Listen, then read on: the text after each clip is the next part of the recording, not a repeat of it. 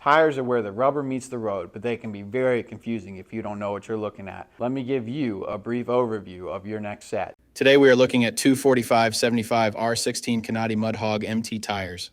This is a Kanati brand tire. It is from the Mud Hog series that they offer. This tire has a performance designation of aggressive mud terrain passenger light truck tire. This tire has a 10-ply construction. I will go over what that means in just a moment.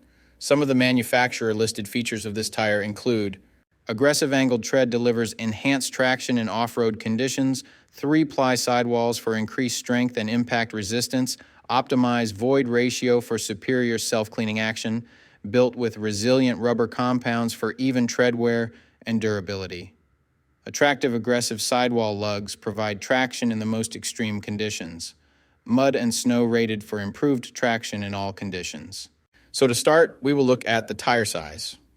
This is one of the most important parts, if not the most important part of your tire shopping journey, because if you order the wrong size, they more than likely won't work on your vehicle.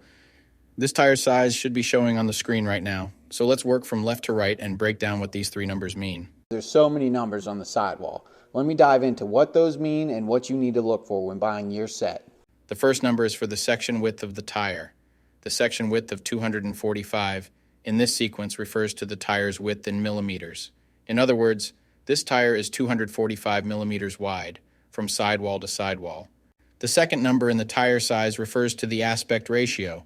75 in the sequence is the aspect ratio of the tire. The aspect ratio is a percentage, and it tells you the ratio of the tire's height to its width. In this example, the aspect ratio number 75 means that the tire's height is 75% of its width. The third and final number of your tire size refers to the rim size or diameter. 16 is the diameter of the rim this tire will go on. The rim size of 16 in this scenario indicates that this particular tire would fit a rim with a 16-inch diameter. Keep in mind, this number is not negotiable. Unlike the first two numbers, you can't upsize and downsize this part. The only time this number will be different is if you are actually changing the size of your rim. So for example, if you find a fantastic deal on a set of 265/70 R17 tires, you absolutely cannot use them in place of your current 265/70 R16 tires, unless you are actually changing the rim size also from 16 to 17. Now, let's get into the other important info on a tire. Besides the three components that make up the tire size, the three other most important components are going to be the load index, speed rating, and ply rating or load range. Let me dive into what those numbers mean right now. So this is where it gets a little more tricky. These three components will sometimes require some additional research to know what your vehicle needs. So let's start with the ply rating / load range. These tires have a 10-ply construction. Each designation represents a different term when looking at a tire. This can directly affect things like max tire pressure and also plays a part in the next two numbers we are going to talk about. When in doubt of the rating your vehicle requires, in most cases it is safe to go with the same rating your vehicle currently has, as long as it was replaced with the correct spec of tire last time they were replaced. Now let's talk about the other two components, load index and speed rating. Next to your tire size, you will see a number and letter combination like 120Q. The number 120 is the load index. This is the number relative to the weight capacity of the tire. The higher the number, the greater the load carrying capability of the tire.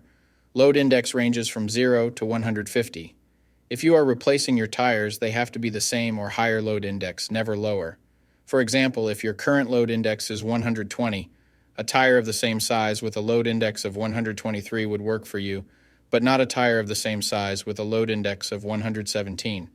If you replace your tires and the new ones have a lower load index, the tire has a higher likelihood of bubbling and eventually blowing out. So make sure you pay attention to this when buying your set. So for the tire we are looking at today, the load index of 120 represents a weight capacity of 3,086 pounds. For my metric system using Friends, that would be a capacity of 1,400 kilograms. Located next to the load index we just talked about, there is a letter. The letter Q is the speed rating for this tire. This is the maximum speed sustainable for the tire. Each letter has a corresponding speed rating approved by the Department of Transportation and the tire manufacturer. Alphabetically, the speed rating increases as the letters advance from A to Z, except for the letter H, which we'll explain in a minute. The most common speed ratings range from L, 75 miles per hour, to W, 168 miles per hour. High-performance racing tires speed rated 168 miles per hour or higher are marked ZR.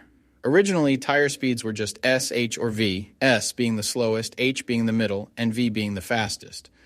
Over the years, as tire speeds have evolved, for whatever reason, H has always remained the same, 130 miles per hour.